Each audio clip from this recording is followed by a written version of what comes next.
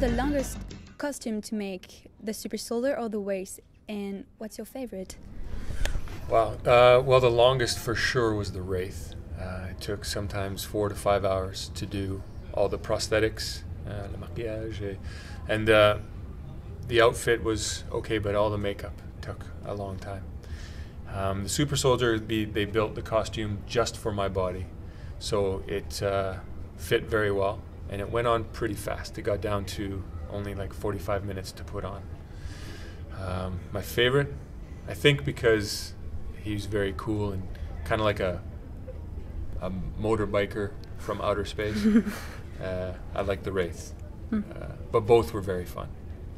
And to take off the makeup for the Wraith was like an hour. Yeah, because they have to slowly peel the glue off your face. You know, but the Super Soldier, 20 minutes just taking off hundreds of pieces of armor. Weren't you falling asleep doing where's the? So I had to arrive, 3, 4, 5 hours before everyone else, like 4 in the morning sometimes. And so you get up at 4 in the morning, you're pretty tired, and I would show up and lean back in the chair and fall asleep, and they would start sticking pieces of makeup to my face. I wake up and I'm like, I'm green. Would you like to act more with your real face, or do you love to wear the costumes? I have to be honest with my real face. Yeah, I love doing the costumes because it's a different type of acting, because you can't see your face, or your face is a totally unique thing, like an alien or something that doesn't really exist. So you can do whatever you want. It's brand new. So it's different. So I like it because it's different. But I prefer to do, comedy or drama with this ugly mug than others. You have very good French. Did you learn it in Canada, or have you ever been in France before? I used to live j'ai habité en Angleterre pour 5 ans et j'ai travaillé pour Club Med pour 4 ans, et tu dois parler français là-bas. But j'adore la langue. And quand j'étais très jeune, je dois étudier la langue à l'école. But il n'y a pas beaucoup de personnes en Vancouver qui peuvent parler la langue. Puis j'ai oublié beaucoup de choses. Mais quand je suis ici, je veux parler en français parce que c'est la meilleure place d'étudier la langue. Ah oui. Exact. Is that okay? Yeah. Okay. Perfect. What revealed your actor talent? Reveal. Well, I played professional volleyball. Was my first career, and I loved performing. It was a sport, but I loved performing, and I loved the energy of an audience and a crowd that just made me feel alive. So I knew that I wanted to do something performance-based, and it just seemed natural to me, I guess, to transfer that energy to the stage and then to film and TV. In what show would you have loved to play, and what will be the partner of your dream and the role you've been dreaming to have? Well, when I was not really young, but younger, I don't know why, but I fell in love with the character of Tristan from the movie Legends of the Fall, played by Brad Pitt, who didn't want to be Brad Pitt. But I just love the tragic, romantic nature of that character, and I thought he did a brilliant job, and that seduced me into playing those roles that have deep emotional issues and conflict and obstacles to play with. But now, as I keep going through, I love doing that, and I love doing comedy. It's a toss-up, I think, between the two. I'd love to do a comedy series, like I'd love to do Californication, be that character. Why not? Or I'd like to do an action hero with a sense of humor.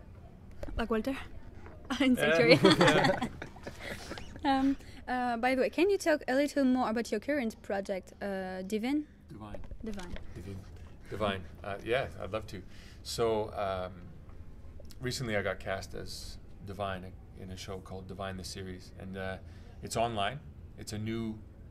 I think that the web is going to slowly take over a lot of how we watch TV, and this company decided to get in at the ground floor. So they created a series, great production value, called Divine, the series. And you can see it at www.divinetheseries.com.